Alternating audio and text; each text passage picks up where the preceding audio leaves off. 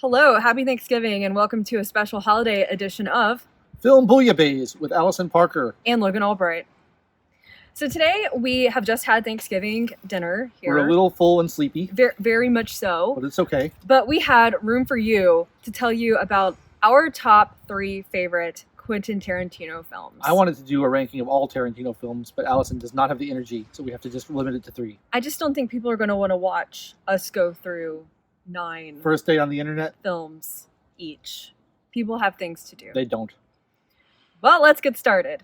All right, you want to start? Number 3. Number 3. Tell me, Logan, what is your third favorite Quentin Tarantino? It doesn't mean this is not necessarily our ranking of what's the best, but just our personal favorites. It's tough. Like 3 is a tough one. The top 2 were easy for me. There's a couple that are in contention for 3. But I think for 3, I'm going to go with Tarantino's most recent film, Once Upon a Time in Hollywood. Interesting which choice. I absolutely loved. I thought it was great. A lot of people thought it was boring. I didn't think it was boring. I thought it was beautiful. Okay. Do you want me to tell you why, or do you want to just move on from there? Let's go. Let's hear it. Well, I love one of the things I think Tarantino is best at is suspense. Mhm. And this movie is great at building suspense without really paying it off for a really, really long time. I love that. The performances are great. Leo DiCaprio and Brad Pitt are fantastic together. It's just like, and then it's just got this feeling of time, this zeitgeist, if you will, if I can use a foreign word, if I'm Sure. not too pretentious, of this, this Hollywood in this particular period of Pretentious? time. Our film channel is called Film Bouillabaisse. I think It it's is a little fine. pretentious. You're right. Maybe we should change the name. No, it's Okay. too late now. Too late. This has been 5 or 6 years. But yeah, like the way he used production design and like music and everything to capture that spirit of the era, I thought was gorgeous. It was nice and long. I just loved everything about it. Great film. I love that. So my third pick is Pulp Fiction. Okay. I know, a startling choice, but for me, when that came out, we were preteens. We were just about to be teenagers, and it was the first time that I had seen a non-linear story. Honestly, it's broken up. This is no spoilers. This is a 30-year-old film at this point, which check the math on that. If you haven't seen it, Oof. you have no excuse for being upset by spoilers. You should have seen it by It's now. a linear story, really, where one act has been displaced and put somewhere else. Right. And I love the characters in it. It was 1994, I think. So Yes, yeah, we correct. were like 12. So the costuming is great. When I was at UF, I actually did a dialogue, a skit of the scene of like one of the milkshake scenes Oh, yeah. for my acting class. $5 milkshake. Yeah. It's just really so much fun and innovative, and it was just so fresh at the time. And I think it stands up. Do you think it holds up well? Well, I do because it's my second pick. It's Okay, my favorite one. let's go. Tell me why Um, you love it. It's, genre defining, genre breaking. It brought back John Travolta's career from the dead. Yes, The it did. dialogue is so snappy and so quick and so good Yes. all the way throughout. It's funnier every time I see it. Yes, Like, it's because so now we funny. get more of it too. Yeah, I think I now watch that it we're every time I adults. watch it. I've watched it 100 times. Every time I watch it, I find it funnier and funnier. Like everything about that movie is a comedy. People don't think Yeah. of it as a comedy, but it totally is. It's so hilarious. And that like second act with Bruce Willis is my favorite part of it. It's just so off the wall and crazy and goes places you don't expect it to go. I just love that. So, There's something about the repartee in that film where when the lake ice starts to melt and you can hear it audibly crackling. That's kind of like the dialogue. I don't remember the frozen lake in that movie. No, I just mean in general, Oh. like a lake near your You house. were using a metaphor. All right, so I'm glad that we agree on that. And what a cast. Come on. Yeah, absolutely. What a cast in that movie. For his second movie ever made, Absolutely. he managed to corral that cast for it. Incredible. Tour de force performance by Uma Thurman, star maker right there. Yeah. Yeah, absolutely. Okay, so and What's your and second honestly, that was when Samuel L. Jackson really got catapulted. Yeah, he was in a lot onto of the stuff national before that, but stage. that was when he became Yeah. famous. Yeah. Yep. So number 2 for me is a bottle film because it all takes place in a very claustrophobic area. Well, most of it does. I would say 85+%. So my number 2 pick is I don't know. What The is it? Hateful Eight. Oh, really? I I'm surprised. love everybody in this film. Jennifer Jason Leigh. You got Kurt Russell, who is just so good in any kind of quirky film like this. It's serious, but again, it has that almost whimsical, sometimes farcical humor in it that really only Tarantino can do. And I just lapped it up, and there's an extended version, I think on Netflix, and I've watched that, and I can't get enough. So The Hateful Eight, Quentin Tarantino's version of The Hateful Eight. The Hateful Eight is by far my least favorite Tarantino film. Okay, why?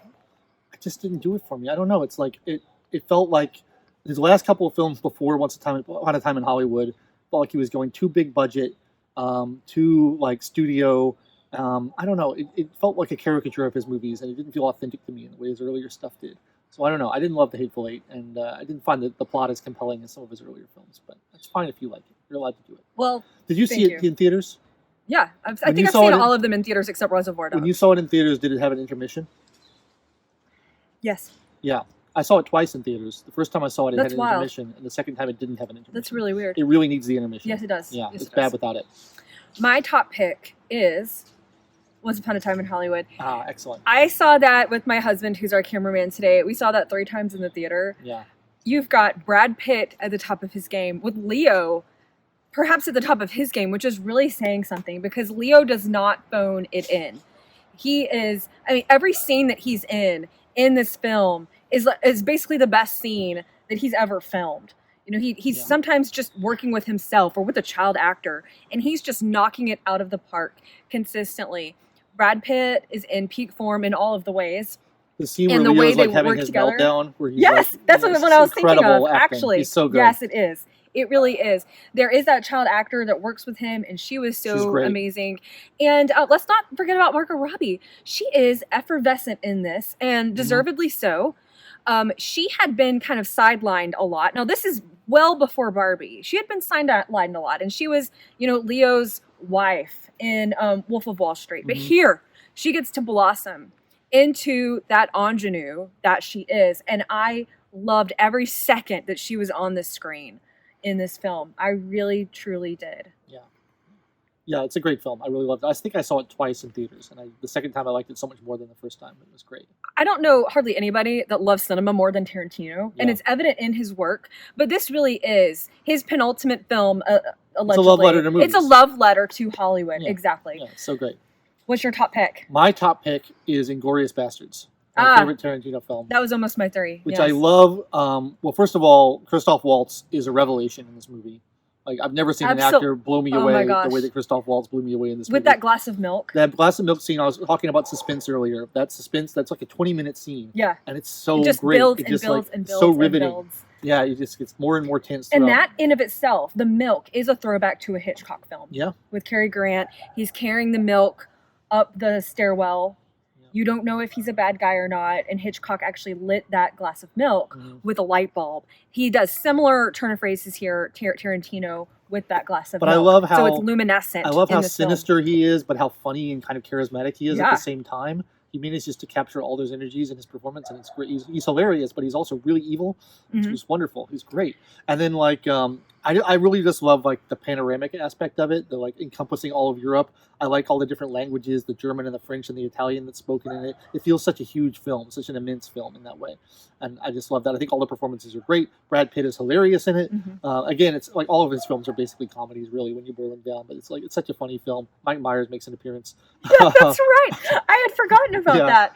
And I just love watching it. It's like I love Europe, and I love like foreign languages, and I just it really captures that continental feel It really does. of this Yeah. mid-century. There's these coffee houses, and there's these bars, and it just feels so. I don't know. It's just something really nice about the feeling of the film to me. And then it's got a very cathartic sort of revenge fantasy at does. the end of it, like a lot It of really his films pays do. off.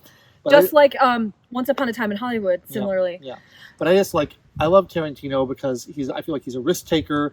I feel like he doesn't play it safe and do the same movie over and over again. I feel like he's one of the few kind of modern directors still working in Hollywood who's doing really interesting stuff that I will see anything he directs. There's a handful of those guys, but there's not a ton of them. And anything he directs, I will see, and I think I will enjoy. And it's nice to see that in the era of these kind of cookie cutter sequel remake Right. movies, to have someone who's doing something different and who really clearly loves the art form and wants to push the envelope a little bit. Now, if you like Tarantino, he did put out a book about his love of film in the last few years. My book club read that over the last year. None of them are probably watching this, but if you are, hello. But I do recommend that. It's a big book, but it's an easy read. You learn a lot about him, and you can hear his voice in your head, and you will learn about film. And you talked about your number one pick having this homage really to continental European films, and you can see some of the Scandinavian influences. I'm thinking of like the movie from about 10 years ago, Headhunter. Some of those Scandinavian sensibilities seem to come into his filmmaking, a little bit of French. I'm not going to say French New Wave, but some of the idiosyncratic nature of I'm thinking of like Delicatessen. I think Mhm. that act, Junet, I think is an influence on Tarantino. I think everybody's pretty much an influence on Tarantino. He's seen everything and he's taken in everything and kind of processed it through Right. his little filter and made it part of his filmmaking But style. it's never a pastiche, right? Like No. he takes it and transmogrifies it into something that's really his, where you can see the little glimpses of these like pottery shards, but then he makes something like completely new from it. Yeah, yeah. Do you think he's actually going to make his 10th film? It seems like he's interested in writing books and stuff now, and like he's not that interested in filmmaking. I do, anymore, right? I do think he'll make the 10th, and that is supposed to be his final film.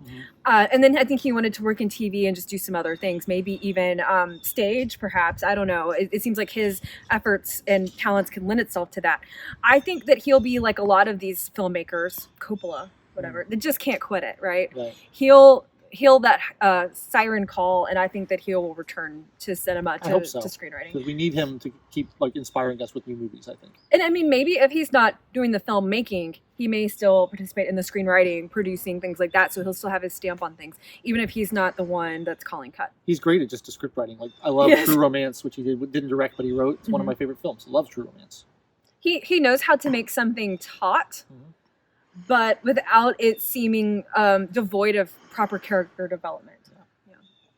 Well, thank you for doing this with me here today. I hope everybody has a lovely Thanksgiving, and we'll catch you on the flip side.